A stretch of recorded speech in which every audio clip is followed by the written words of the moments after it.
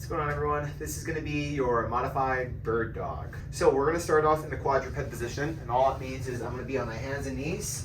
I want my shoulders to be over my wrist. My knees are going to be relatively under my hip. I want to maintain cervical neutrality, so naturally gravity coming down at me, my neck wants to just sag like this. So I want to engage my cervical muscles.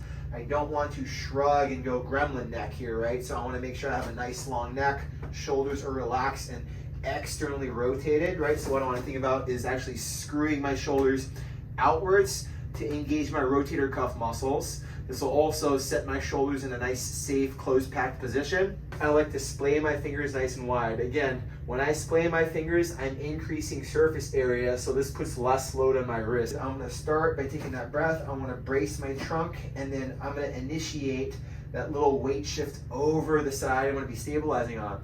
So this is a contralateral pattern. All it means is if I'm on one side, let's say I have my stability on my left hand, my right knee will also be stabilizing myself. So I'm creating this oblique fascial line engagement. All I'm gonna do is I'm gonna start to extend out, right? And the modification for this one specifically includes a little less hip extension than the traditional variation, being that I can maintain my toe being spiked, right? So instead of me raising up here and challenging hip extension through my glute, hopefully not my low back, right? All I'm doing is I'm coming out, I'm gonna spike the toe, I'm going to engage my quad, and I can also engage my glute by giving a little light lift off, but I don't need a fully lift off.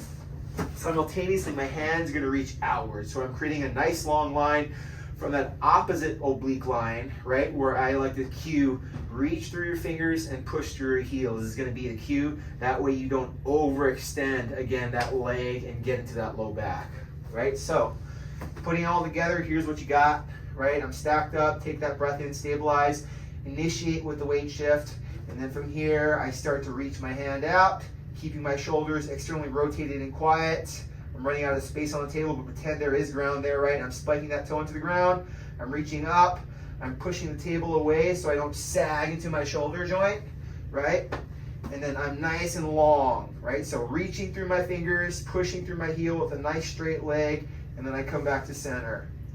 I can do it again on that same side, or I can add in a little bit more spice and alternate sides. Again, reach through the finger, push through the fingers, one nice straight line from that oblique. For me, that's gonna be my left hand to my right heel, and then back down.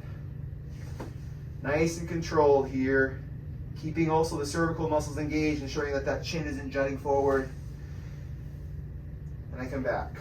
If I wanna sync the breath here with this, what I can do is as I reach out, I need more stability, so take that big belly breath in, stabilize through your diaphragm and through your trunk. Nice and long. And then exhale, shift.